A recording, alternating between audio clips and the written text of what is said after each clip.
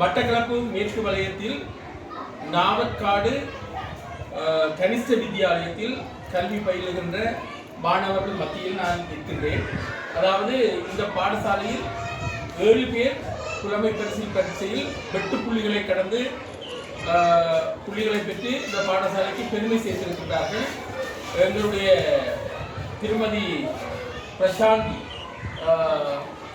பிரசாந்தி அவர்கள் இந்த மாணவர்களுக்கு மிகவும் ஆர்வமாக அர்ப்பணிப்புடன் கல்வி கற்று இந்த சாதனையை படைத்திருக்கிறார்.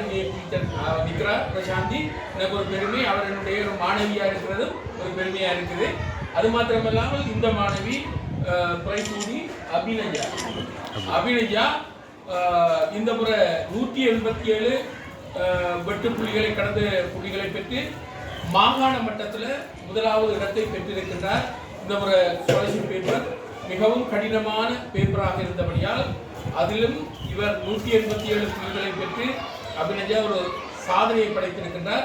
அந்த சாதனை படைத்த அபிநயாவையும் அவரோடு சேர்ந்து சித்தி அடைந்த ஏனைய மாணவர்களையும் சந்தித்து அவர்களுக்கு ஒரு கௌரவம் அளிப்பதற்காகத்தான் நாங்கள் இங்கு வந்திருந்தோம். திடீரென்று வந்தபடியால் இவர்களுக்குரிய கௌரவத்தை முறையாக எங்களுக்கு அளிக்க முடியாமல் இருந்தாலும் இனி வார காலத்திலேயாவது அவர்களுக்குரிய கௌரவத்தை அளிக்கணும்.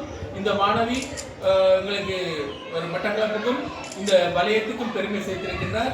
ஆகவே அவரை நான் வாயார பாராட்டுகின்றேன். எதிர்காலத்தில் இவர்கள் எல்லாம் கல்வி கற்று பெரியவர்களாக, வைத்தியர்களாக, பொறியியலாளர்களாக, சட்டத்தரணிகளாக, நீதிபதிகளாக, சிறந்த கல்வி நிர்வாகிகளாக, பொது நிர்வாகிகளாக வர வேண்டும்.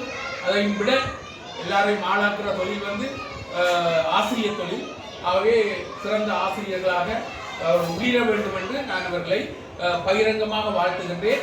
நாங்கள் இங்கு வந்ததற்கு முக்கிய காரணம் என்னவென்றால் மாகாண மட்டத்தில் இவர் சாதனை படைத்திருக்கின்றார். அடுத்தது எங்களோட பிள்ளைகளும் பள்ளிக்கு சாதனையை பெற்றுக் கொண்டிருக்கின்றது. 7 பேர் முதலாக பாஸ் பண்ணியிருக்கிறார். எங்களுடைய ஆசிரியை பிரசாந்தி அவர்களுக்கும் நான் இந்த மனசார வாழ்த்துகின்றேன். நன்றி.